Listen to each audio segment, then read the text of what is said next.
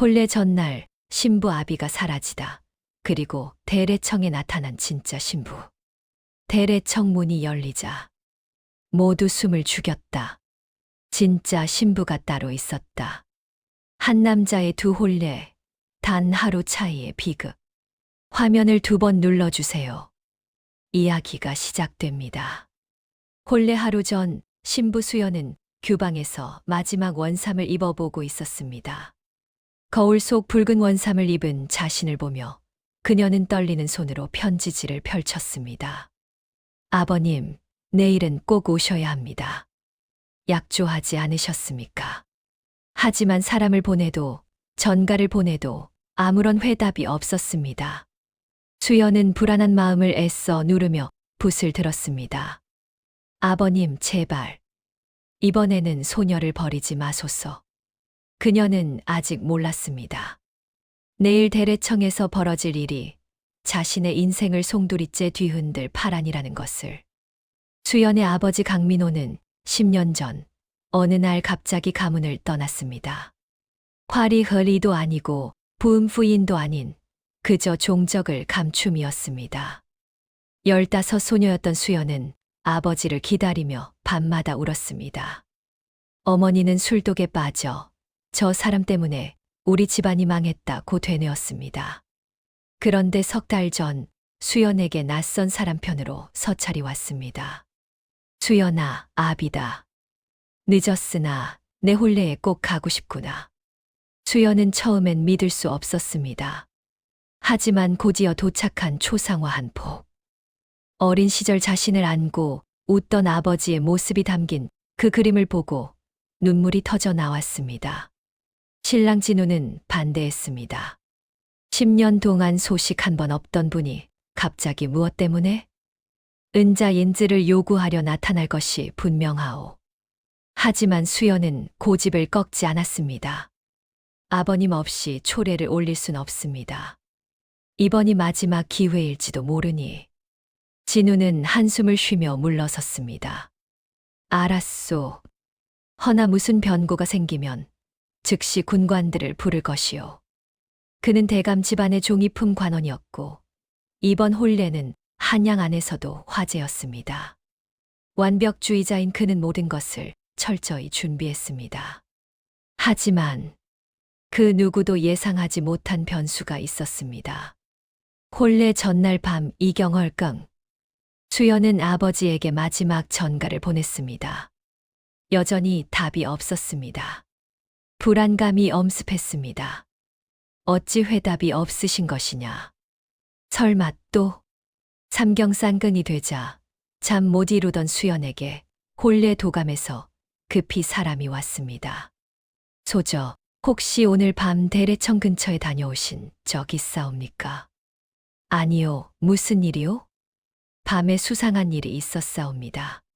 지금 확인하시옵소서. 도감이 전한 증언. 초경 초근경 대례청 후문 앞에서 지팡이를 짚은 노인 한 명이 누군가와 대치하고 있었다 하옵니다. 그리고 흑의를 입은 사내 2명이 노인을 강제로 가마에 태우는 장면을 목격한 자가 있다 하였습니다. 수연의 심장이 철렁 내려앉았습니다. 저분은 아버님이시다. 그녀는 즉시 진우에게 사람을 보냈습니다. 서방님, 아버님께서 납치당하신 것 같사옵니다. 하지만 진우의 반응은 차갑고 이상했습니다. 그게 무슨 말이오? 지금 삼경이요.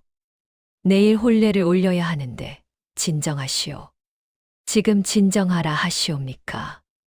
아버님께서 사라지셨다 하옵니다. 수연. 진우의 목소리가 낮아졌습니다. 당신 부친은 원래 문제가 많으신 분이 아니오. 그냥 도망가신 것 아니겠소. 수연은 분노와 배신감에 사람을 돌려보냈습니다. 그녀는 혼자 포도청에 고하였으나 관리는 하루가 지나지 않아 실종 고변을 받을 수 없다고 했습니다. 절망에 빠진 수연. 하지만 그녀는 혼례를 파할 수 없었습니다. 이미 300명의 하객이 초대되었고 모든 준비가 끝난 상태였으니까요. 드디어 혼례날. 수연은 연지곤지를 찍으면서도 계속 방문을 바라보았습니다. 아버지로부터 아무 소식이 없었습니다. 눈가에 그늘을 지우느라 나인들이 애를 먹었습니다. 소저, 너무 긴장하신 것 같사옵니다. 진정하소서. 그리, 괜찮소. 오시오스 대례청은 화려한 모란과 등불로 장식되었습니다. 하객들이 하나둘 자리를 채웠습니다. 신랑 진우는 평소와 달리 유난히 긴장한 표정이었습니다. 그는 계속 해시계를 보며 뒷문 쪽을 훔쳐봤습니다. 신랑, 괜찮으시오? 안색이 좋지 않아 보이옵니다. 아, 아니요, 괜찮소. 좀 떨리는구려. 드디어 초례가 시작됐습니다. 웅장한 풍악이 울려 퍼지고 수연은 홀로 대례청으로 걸어 들어가기 시작했습니다. 아버지 없는 초례. 그녀의 눈에는 어느새 눈물이 맺혔습니다. 그때였습니다. 대례청 뒤쪽 문이 천천히 열렸습니다. 모든 하객의 시선이 그곳으로 쏠렸습니다. 풍악이 멈췄습니다. 지팡이를 짚은 노인이 천천히 걸어 들어왔습니다. 누더기 같은 도포, 상처투성이 얼굴, 피 멍든 손. 수연은 그 자리에서 얼어붙었습니다. 눈물이 주르르 흘러내렸습니다. 아버님. 하지만 다음 순간 더 충격적인 일이 벌어졌습니다. 신랑 측 자리에서 한 부인이 비명을 질렀습니다. 당신이 어찌 여기 있는 것이오? 진우의 어머니 박희숙 부인이었습니다. 그녀의 얼굴은 창백하게 질렸고 손이 부들부들 떨렸습니다. 주례가 당황해서 멈칫했습니다. 혹시 신부의 부친이신지요? 노인은 고개를 끄덕였습니다. 하지만 그는 신부가 아닌 신랑 진우를 똑바로 바라봤습니다. 그리고 낮고 떨리는 목소리로 말했습니다. 진우야, 미안하다. 아비가 늦었구나. 순간 대례청이 술렁이기 시작했습니다. 잠깐, 저분이 신부의 아버님이시오? 신랑의 아버님이시오? 무슨 일이오? 누가 누구시오? 수연은 혼란에 빠졌습니다. 서방님, 이게 무슨 말씀이시옵니까?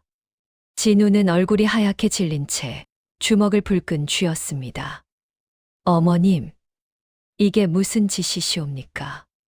박희숙은 자리에서 벌떡 일어나 소리쳤습니다. 저 자는 25년 전에 우리 버리고 도망간 자이옵니다. 어찌 지금 나타나는 것이오? 하객들은 충격에 휩싸였습니다. 노인 강민호는 침착하게 말했습니다. 희수, 당신이 나를 내쫓은 것이 아니오. 빚을 갚을 때까지 가문 곁에 오지 말라 하지 않았소. 그래서 나는 10년 동안 천국 칭고에서 일했소. 빚을 다 갚기 위해서. 거짓말. 당신은 투전도 젠으로 우릴 파산시키고 도망간 것이오. 그 투전 빚은 당신 아우가 만든 것이었소. 당신이 나한테 떠넘긴 것이 아니오. 진우는 충격에 휘청거렸습니다. 어머님, 이것이 사실이옵니까? 박희숙은 말문이 막혔습니다. 그리고 강민호는 수연을 바라보며 말했습니다. 수연아, 미안하구나. 아비는 너한테 최악의 아비였다. 허나 오늘만큼은 너를 지키기 위해 왔다. 무슨 말씀이시옵니까? 이 혼례는 안 된다. 진우는 내 남편이 될 수 없느니라. 강민호는 품에서 오래된 서찰 보따리를 꺼냈습니다. 이것을 보시오. 혼례 도감이 서찰을 받아 병풍에 펼쳐 보였습니다. 하객들이 숨을 죽였습니다. 거기에는 2장의 족보와 호적이 나타났습니다. 강민호 박희숙 무오년 혼인 의류년 활이. 강민호 윤정아 경인년 사실혼 계사년 결별. 수연의 어머니 이름은 윤정아였습니다. 하객들이 웅성거렸습니다.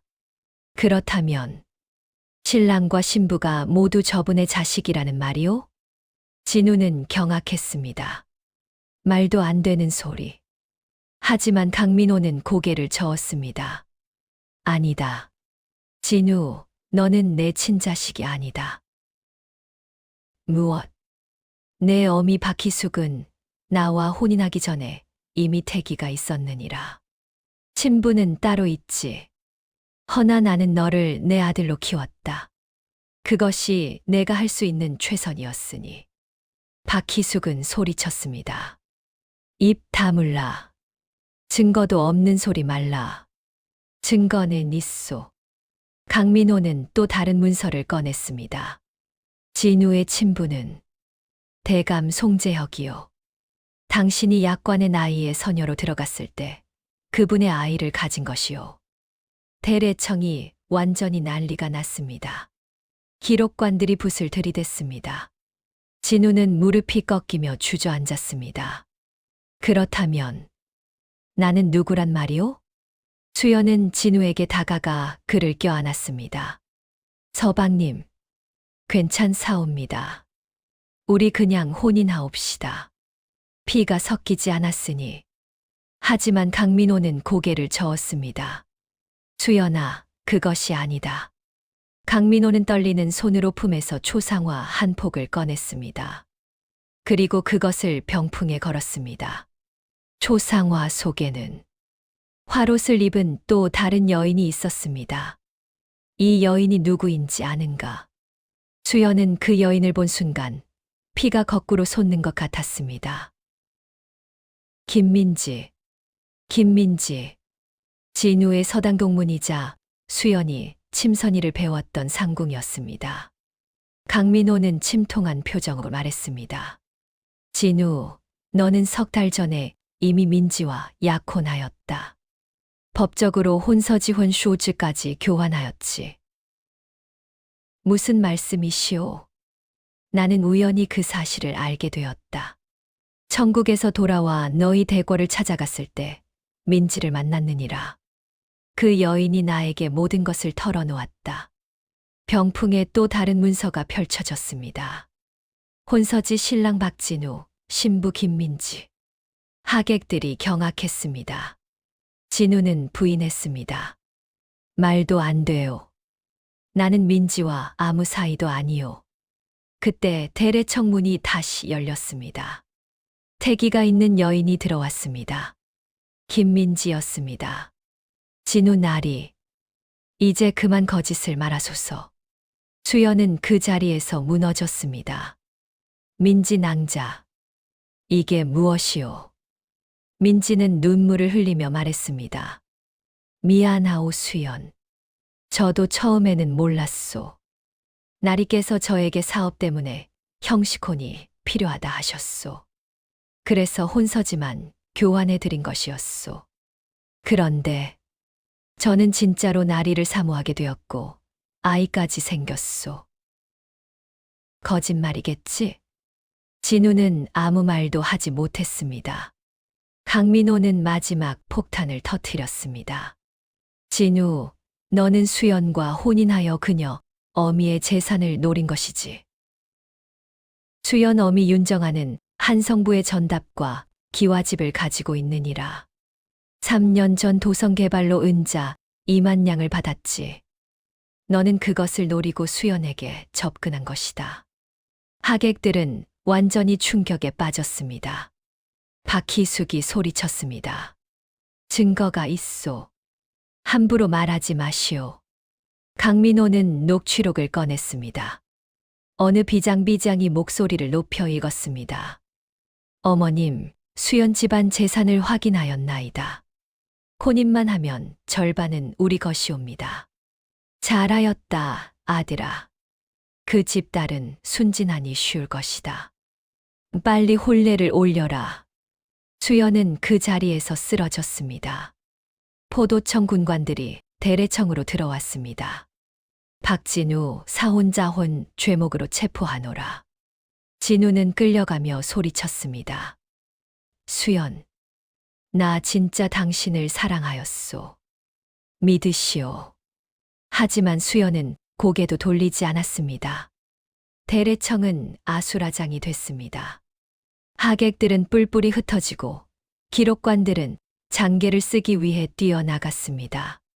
수연은 무너진 채 바닥에 주저앉아 있었습니다. 강민호가 다가와 딸을 꼭 안았습니다. 수연아, 아비가 너무 늦었구나. 아버님, 어찌 미리 말씀 안 해주셨나이까? 어찌 일이 된 것이옵니까? 미안하다. 나는 내가 행복하길 바랐다. 허나 진실을 알았을 때 차마 모른 척할 수가 없었다. 강민호는 품에서 낡은 편지 한 통을 꺼냈습니다. 이것은 너에게 주려고 10년 동안 쓴 편지다. 매일 한 줄씩 썼느니라. 편지에는 수연에 대한 그리움과 미안함, 그리고 사랑이 빼곡히 적혀 있었습니다.